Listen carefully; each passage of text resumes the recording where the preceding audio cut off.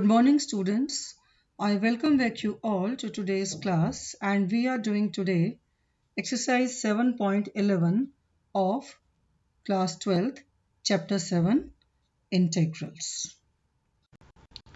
In my last video, we have discussed all the properties of definite integrals.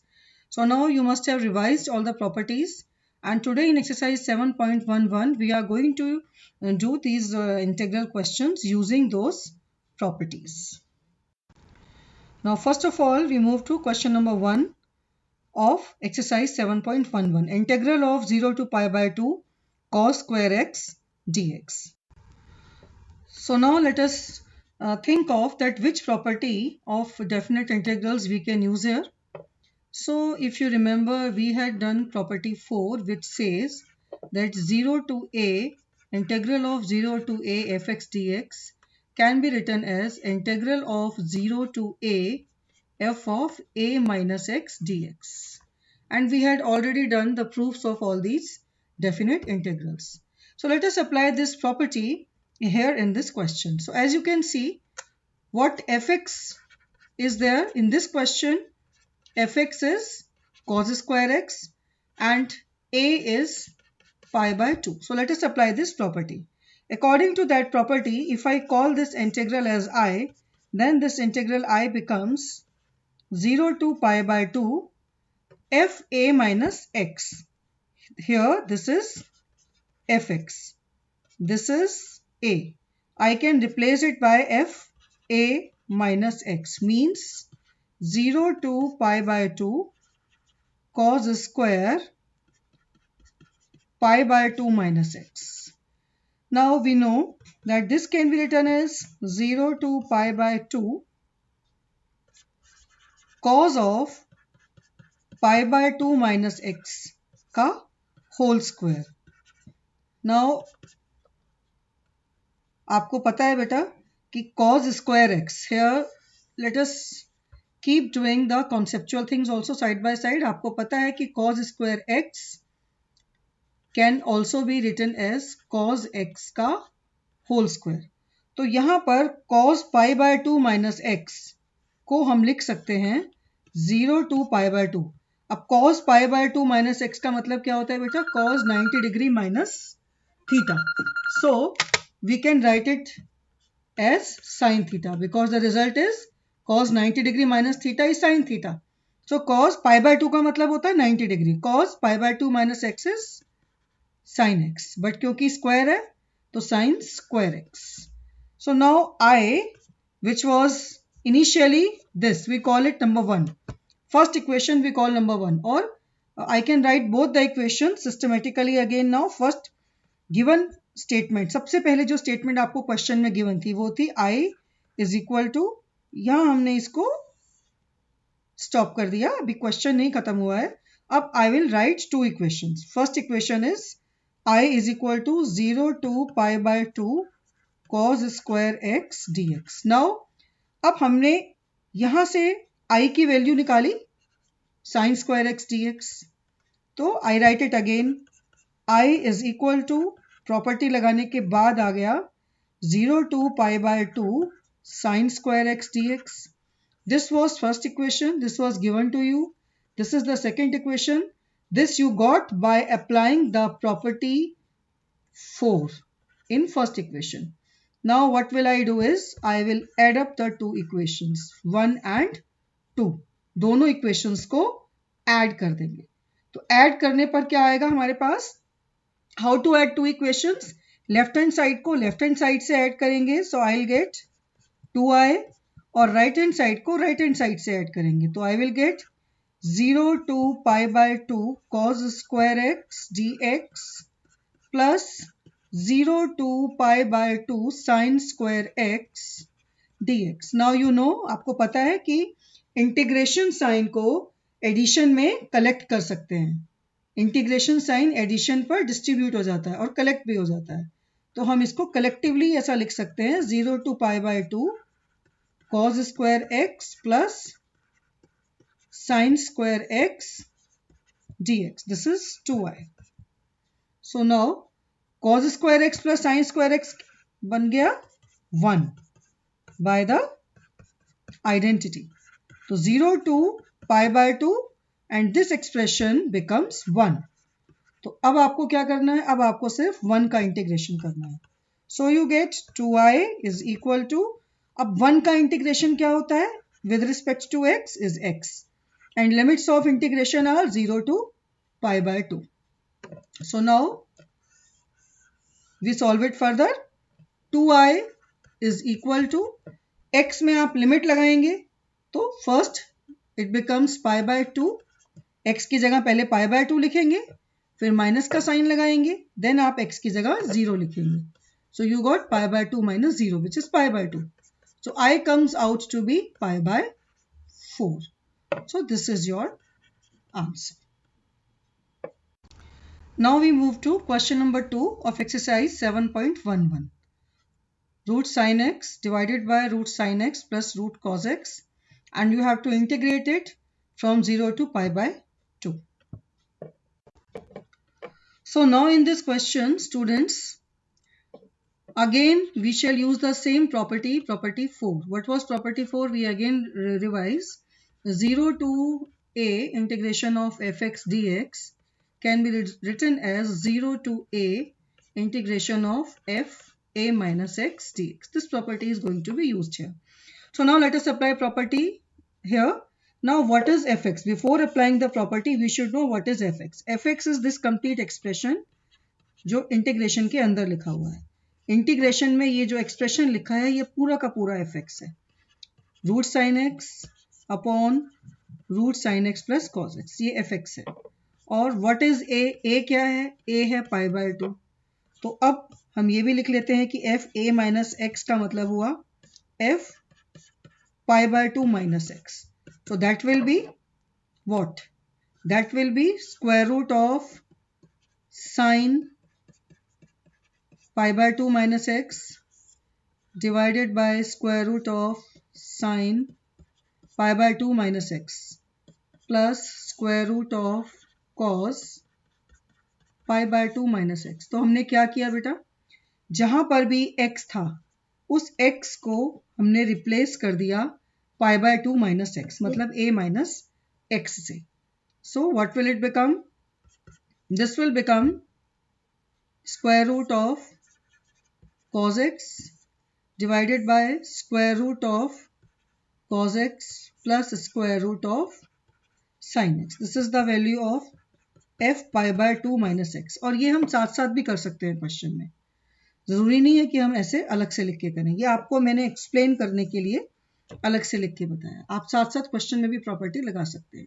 So now if I apply that same property in the given integral I, the given integral I becomes what?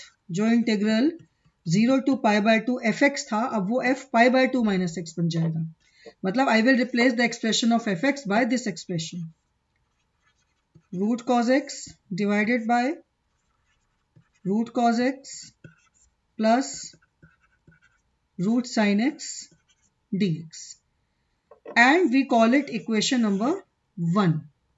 and now ये जो question में given थी statement, sorry, we call this as 1 and the later statement this is 2. तो अब in equation 1 और equation 2 को we shall add, दोनों equations को ऐड करेंगे.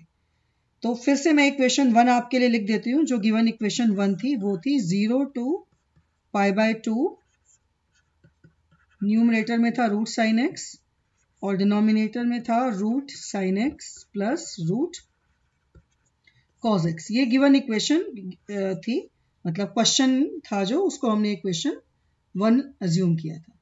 अब इक्वेशन 1 और इक्वेशन 2 को ऐड करेंगे. And how do we add two equations? We add two equations by adding their left hand sides and by adding their right hand sides. इन दोनों की लेफ्ट हैंड साइड्स को add करिए. i plus I will be 2i. और right hand sides को जब add करेंगे तो इंटीग्रल्स में दोनों इंटीग्रल्स को ऐड करेंगे. 0 to pi by 2 root cos x divided by root cos x plus root sine x d x plus 0 to pi by 2 root sine x divided by root sin x plus root cos x dx। अब इन दोनों को add कैसे किया आपने? Integral sign को common ले लिया, 0 to π/2, और ये जो दो एक्सप्रेशंस आप देख रहे हैं, इन दोनों एक्सप्रेशंस को जब आप ऐड करेंगे तो दोनों का डिनोमिनेटर सेम है।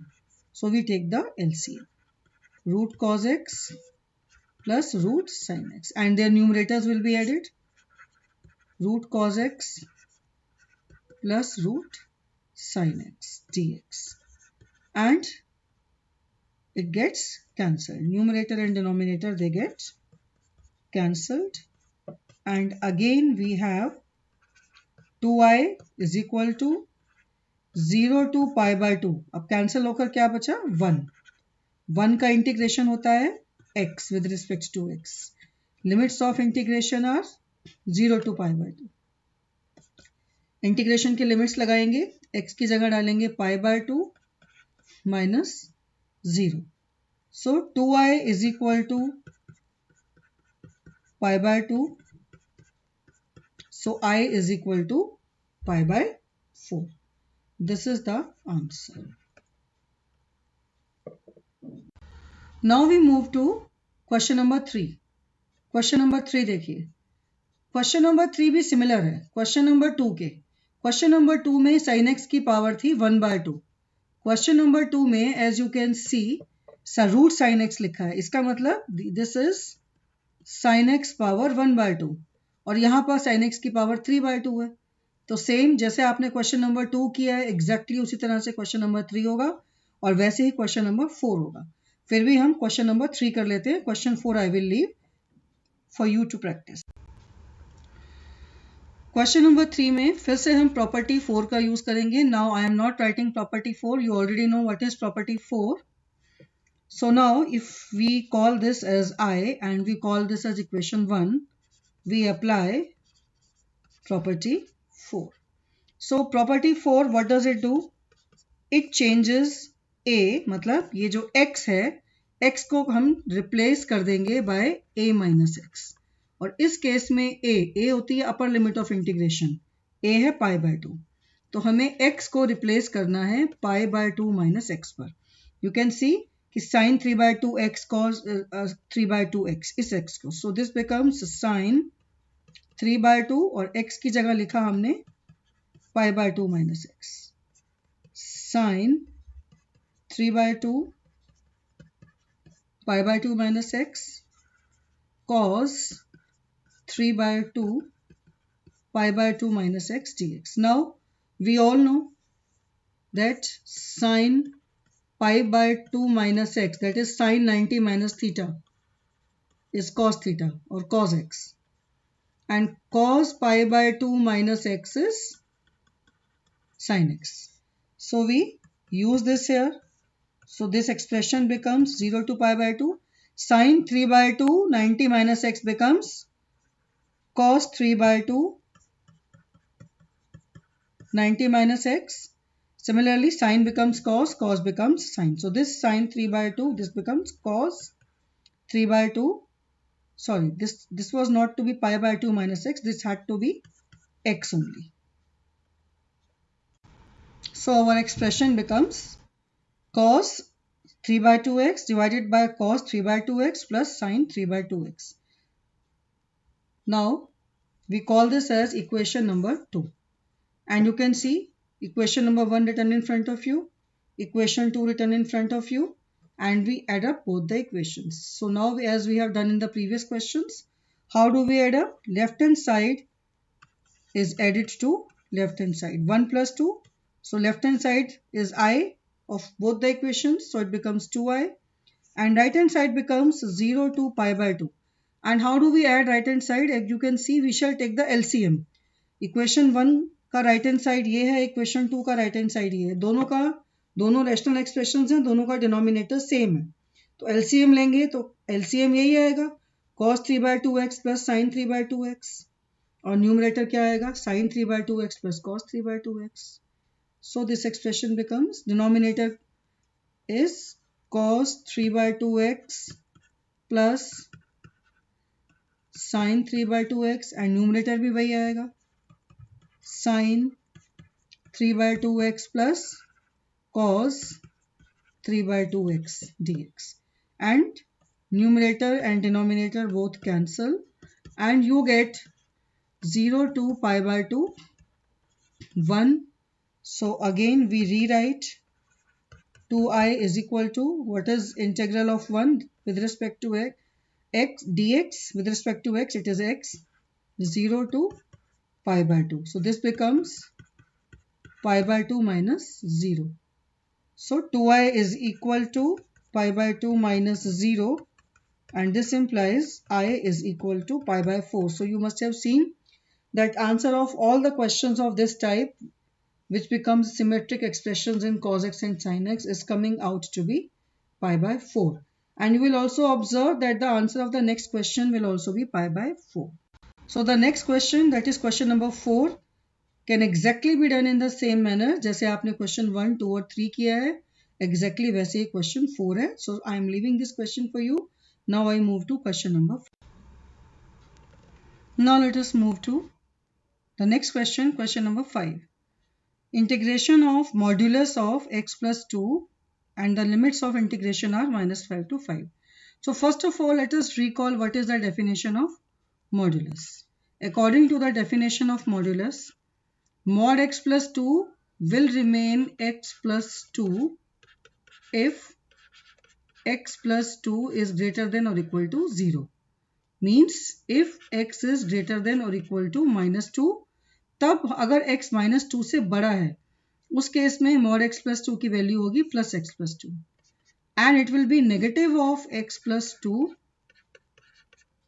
if x plus 2 is less than 0. That means if x is less than minus 2 तो mod x plus 2 की वैल्यू होगी minus of x plus 2. So this point minus 2 is very important. At minus 2 for the points less than minus 2 mod x plus 2 की different value है and for the points more than minus 2 mod x plus 2 की different value है. तो इसका मतलब ये जो integration की लिमिट है -5 to 5, आपने देखा इंटीग्रेशन की लिमिट है -5 to 5 और -2 is any point between them. -2 एक पॉइंट है -5 और 5 के बीच में. तो हमें यहाँ पर इस इंटीग्रेशन की लिमिट को ब्रेक करना है. ये जो लिमिट ऑफ इंटीग्रेशन -5 to 5 है इसको हम दो इंटीग्रल्स में ब्रेक करेंगे, -5 to -2 and then from -2 to 5. And why are we doing so? You can see these are the properties of definite integrals we have done. Property 2 क्या कहती है? Property 2 says कि integral of the function fx from a to b is equal to, कि अगर आप a से b तक integrate कर रहे हैं and c is any point between a and b, तो आप इंटीग्रेशन की लिमिट को ब्रेक कर सकते हैं c पर. मतलब डायरेक्टली a से b जाने की बजाय पहले आप a से c तक इंटीग्रेट करें और फिर उसके बाद आप c से b तक इंटीग्रेट करें. तो इस प्रॉपर्टी 2 को हमने अप्लाई किया है अपने क्वेश्चन में. Now when you have the limit -5 to -2, तो -5 to -2 का मतलब ये वाली लिमिट है. -5 से -2 में जो पॉइंट्स हैं वो -2 से कम है. और अभी ऊपर हमने देखा कि जो पॉइंट्स -2 से कम है x लेस देन -2 उनके लिए mod x plus 2 की वैल्यू है नेगेटिव ऑफ x plus 2. और जो पॉइंट्स -2 से बड़े हैं, यहां देखिए the points which are more than -2, for them the value of mod x plus 2 is x plus 2. तो यहां पर इस सेकेंड इंटीग्रल में जो लिमिट्स है वो -2 से 5 है. -2 से 5 का मतलब -2 से बड़े पॉइंट्स और 5 से छोटे. तो mod x plus 2 की वैल्यू है प्लस ऑफ x plus 2. तो अब हमें ये दोनों अब एक सिंपल इंटीग्रेशन की तरह इंटीग्रेट करने हैं. फर्स्ट वाला जो इंटीग्रल है उसमें से माइनस बाहर कॉमन है. अब इसको इंटीग्रेट कर देंगे. x का इंटीग्रल क्या होता है? x²/2 और 2 का इंटीग्रल होता है 2x. Limits of integration are from -5 to -2. First integral आपका इंटीग्रेट हो गया, देन प्लस सेकेंड इंटीग्रल, उसको भी इंटीग्रेट कर देंगे। x का इंटीग्रल एक्स स्क्वायर बाय 2, 2 का integral 2x and limits of integration is -2 to 5। अब इंटीग्रेशन हो गया, अब आपको इसको इवेल्युएट करना है, इन वैल्यूज को इवेल्युएट करना है। तो अब आप देखिए कि कैसे इवेल्युएट करते हैं। इस पूरे इंटीग्रल में पहले आप x की जगह -2 लिखेंगे, तो this bracket will become, x की जगह हम -2 लिखेंगे, -2 स्क्वायर अपॉन 2 प्लस 2 इंटू -2। फिर हम एक माइनस का साइन लगाएंगे और इस पूरे ब्रैकेट में x की जगह -5 लिखेंगे, लेकिन ब्रैकेट ऑलरेडी नेगेटिव है तो यहाँ ये प्लस हो जाएगा। तो अब x की जगह -5 का स्क्वायर अपॉन 2 प्लस 2 इंटू -5। तो हमने फर्स्ट इंटीग्रल में लिमिट लगा दी, अब सेकेंड इंटीग्रल में लिमिट लगाएंगे। तो इस एक्सप्रेशन में पहले x की जगह 5 लिखेंगे, तो this bracket will become 5 square upon 2 plus 2 into 5। फिर माइनस का साइन लगाएंगे और इस पूरे इंटीग्रल में x की जगह -2 लिखेंगे, so this will become -2 square upon 2 plus 2 into -2 and we shall close the bracket. अब इन सभी को इवेल्युएट करेंगे, so that will be 4 by 2 is 2 minus 4 plus 25 by 2 minus 10 plus 25 by 2 plus 10 minus 2 minus 4. So now we evaluate it further. So we got plus 2 plus 25 by 2 -10 और plus 10 cancel हो गए, plus 25 by 2 from this bracket, और ये भी है -2 का बन गया +2। This is 4 plus 25 by 2 plus 25 by 2 becomes 25, which comes out to be 29. Definite integral is always the area, so this is we shall call it 29 square units. We may call it, or you may not also call, but actually definite integral is always the area of some under some curve. So this is your answer. Now we move to the next question, question number 6, which is also similar to what we have already done. 5 and 6, these are similar questions, but the questions of modulus are very important. Last year also 2019 में जब exam हुआ था, last year 20 में, तब भी modulus का एक question integration का आया था, भले ही चाहे 1 नंबर का है या 2 नंबर का, और इस बार भी वी एक्सपेक्ट कि एक मॉड्यूलस का इंटीग्रेशन का क्वेश्चन तो आएगा।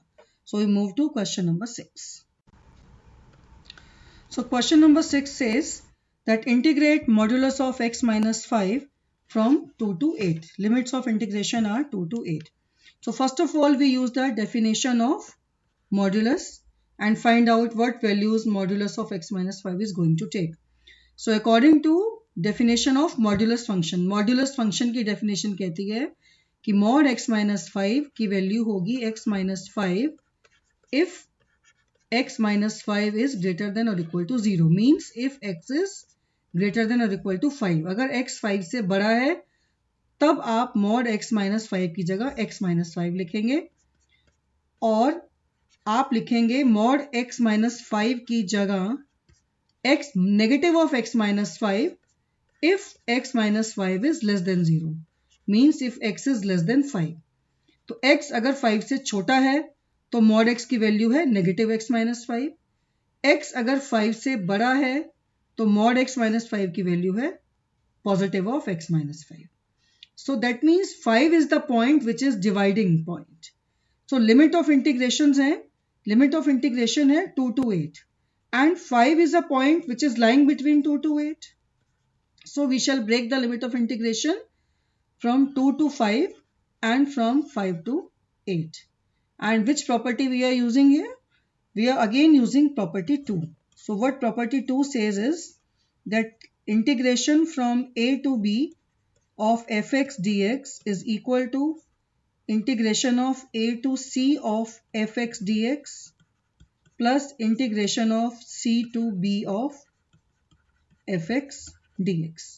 तो अब हम इस क्वेश्चन को करते हैं. दिस बिकम्स नाउ लिमिट्स जो 2 to 8 है, 2 से 8 तक की लिमिट अब ब्रेक हो जाएगी 5 पर. 2 to 5 एंड 5 to 8. डायरेक्टली आप 2 से 8 नहीं जा रहे हैं, पहले आप 2 से 5 तक गए, फिर आप 5 से 8 तक गए.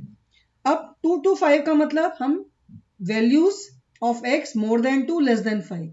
लेस देन 5 का मतलब मॉड x की जगह हम लिखेंगे नेगेटिव ऑफ x माइनस 5. और 5 to 8 का मीनिंग है कि values of x more than 5 less than 8. 5 से बड़ी और 8 से छोटी. 5 से बड़ी का मतलब मॉड x माइनस 5 की जगह लिखेंगे हम x minus 5. Now this is a simple integration question. अब इसको इंटीग्रेट करेंगे. So negative is common. x का integration x square by 2 minus 5 का integration x. Limits are from 2 to 5. इसी तरह यहां भी x को इंटीग्रेट करेंगे x square by 2 minus 5x and the limits of integration are 5 to 8 and now we shall be solving them. So first bracket में आप पूरे bracket में 5x को 5 से replace करेंगे तो it will be 25 by 2 minus 25. फिर एक नेगेटिव का साइन लगाकर पूरे ब्रैकेट में x को 2 से रिप्लेस करेंगे तो ब्रैकेट में ऑलरेडी एक नेगेटिव है so this becomes plus. x को 2 से रिप्लेस करेंगे तो 4 by 2 माइनस 10. फिर आप सेकेंड ब्रैकेट पर आइए, इसमें आप x को 8 से रिप्लेस करेंगे तो 64 by 2 माइनस 40. फिर नेगेटिव का साइन लगाकर x को 5 से रिप्लेस करेंगे तो 25 by 2 minus 25. So now after that इसको कैलकुलेट करते हैं. Now you can see minus 25 by 2 minus 25 by 2 it becomes minus 25 and this is plus 25 and this is also this becomes plus 25, this also becomes plus 25 so this becomes plus 50. Now look at this bracket. This is 2 minus 10 minus 8. Look at this bracket. This is 32 minus 64 divided by 2 is 32. 32 minus 40 is again minus 8.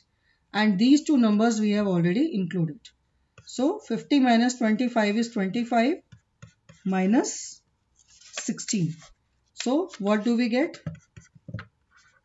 9. So the answer of the second question comes out to be 9. Now students, we move to question number 7. 0 to 1 x 1 minus x raised to the power n dx. So again in this question property 4 will be used.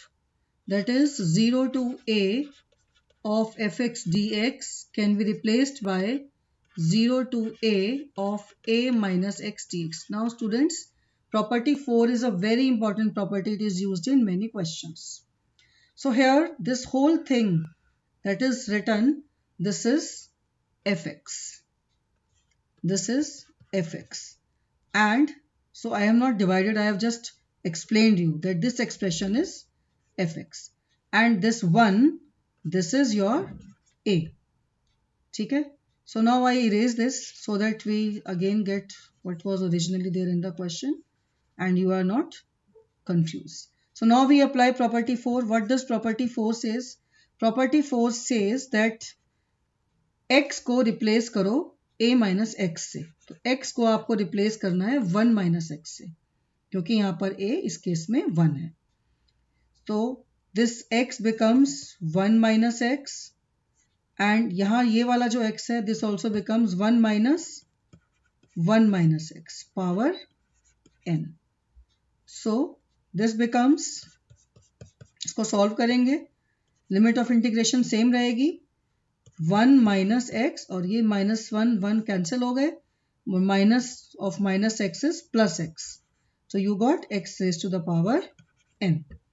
अब इसको solve करना easy है because you can multiply these two expressions now. ये जो दो expressions हैं, एक ये और एक ये, इन दोनों को अब आप मल्टीप्लाई कर सकते हो बिकॉज पावर n अब मोनोमियल की पावर है, बाइनोमियल की पावर नहीं है. इसको प्रॉपर्टी को अप्लाई करने का फायदा क्या हुआ? इसका एडवांटेज ये है कि पहले पावर n जो एक्सप्रेशन गिवन था उसमें n was the power of a binomial and now n is the power of monomial. So very easy to multiply. xn को 1 से मल्टीप्लाई किया, so you got xn, and after that आपने xn को x से multiply किया तो x raised to the power